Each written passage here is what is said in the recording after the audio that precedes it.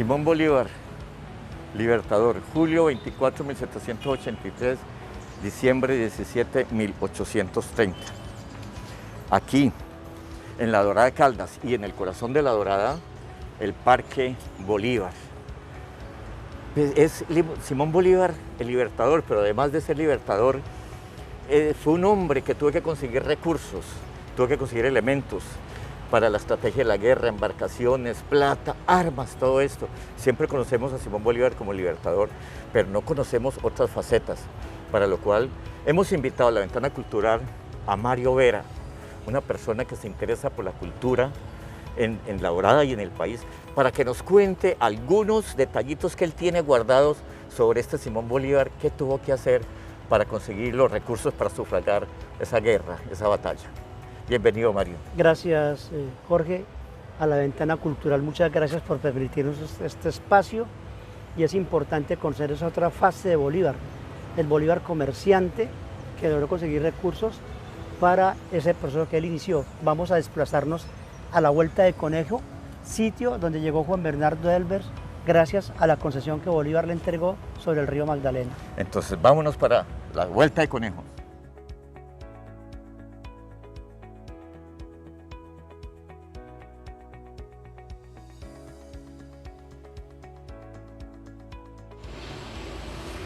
Bueno, Mario, usted ha querido que nos vengamos para este sitio para desarrollar el tema que habíamos dicho al inicio cuando presentamos al libertador, no únicamente Simón Bolívar como libertador, sino como una persona que, como no pertenecía al gobierno y estaba luchando contra el gobierno, necesitaba unos recursos logísticos, unos recursos de armas, de navegación, de recursos económicos con que soportar y sostener esta batalla contra los españoles.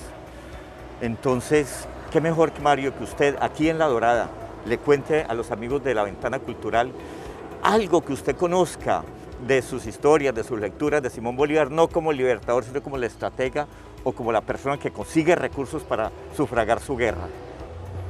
Para el municipio de La Dorada es muy importante este sitio conocido como la Vuelta de Conejo, también denominado el Cerro de Garderia, pues el general Bolívar, encontrándose en Jamaica en 1823, se reúne con un navegante alemán, además comerciante, que residía en los Estados Unidos y comercializaba para Centroamérica, y Bolívar le plantea la necesidad del transporte de armas desde Centroamérica hasta Cartagena para continuar el proceso de liberación contra España. Precisamente el señor Juan Bernardo Elbers accede y se vincula al proceso que Bolívar llamó de liberación. Perdón, Juan Bernardo Elbers era un navegante y comerciante. Era exactamente. O sea, ahí Bolívar encuentra unos vínculos comerciales. Bolívar entra en contacto con él y adquiere un sentido comercial, ¿no es cierto?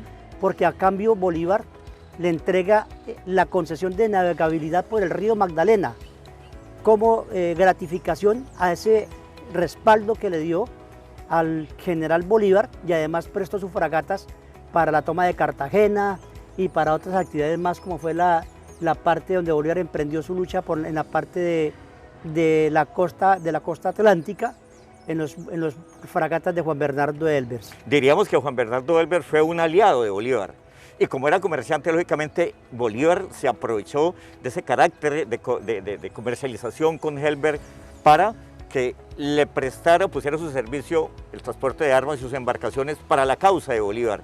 Y él, lógicamente, para percibir o para la contraprestación, Bolívar le concede y le cede toda la concesión de navegabilidad a Juan Bernardo Elbers. Exactamente. Entonces Juan Bernardo Elbers emprende el primer recorrido y trae de Estados Unidos un buque de gran calado que lo llamó el Gran Bolívar, pero solamente pudo navegar hasta Magangué. En 1825, Juan Bernardo Elbers emprende una segunda aventura con un buque de menor calado llamado el Santander, y arriba a estas tierras el 21 de septiembre de 1825, en lo que se conoce como el Cerro de Garderia, y frente quedaba Conejo, que era un pequeño asentamiento humano, conocido como la Vuelta de Conejo. Era un sitio de transhumancia donde la gente venía de lo que hoy es el oriente de Caldas, del norte del Tolima, y se embarcaban en champanes hacia la costa atlántica y viceversa. En este sitio, Juan Bernardo Elbers en su primer viaje construye una hostería. Posteriormente realiza 3 viajes más. Esto pues porque, dado al esfuerzo que hizo Juan Bernardo Elbers a construir la economía nacional y el respaldo que le brindó Bolívar. Pero posteriormente, en 1827, Bolívar no le da más la concesión a Juan Bernardo De alguna Elbers. manera, digamos que se la quita. Se la quita, exactamente.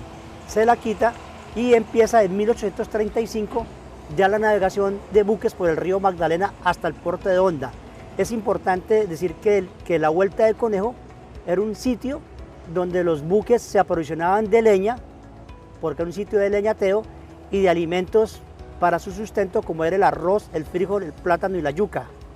Las provisiones. Bueno, Mario, muchas gracias por estos aportes para los amigos de La Ventana Cultural. Es tan importante conocer esas facetas de Bolívar, no solo como nuestro libertador, sino como la persona que tenía que conseguir recursos. Y si no, estoy muy mal, si la historia no me falla, también Bolívar le dio en concesión la explotación de las minas de Marmato a los ingleses para poder él percibir fondos para esta batalla. Bolívar, Simón Bolívar, libertador. Simón Bolívar, comerciante. Simón Bolívar, pensante, estratega para conseguir recursos. Aquí, en la Dorada Caldas, Cerro de, ¿me recuerda, Mario? Cerro de Garderia. Cerro de Garderia y Vuelta. Conejo, la curva de Conejo, aquí en la Dorada Caldas.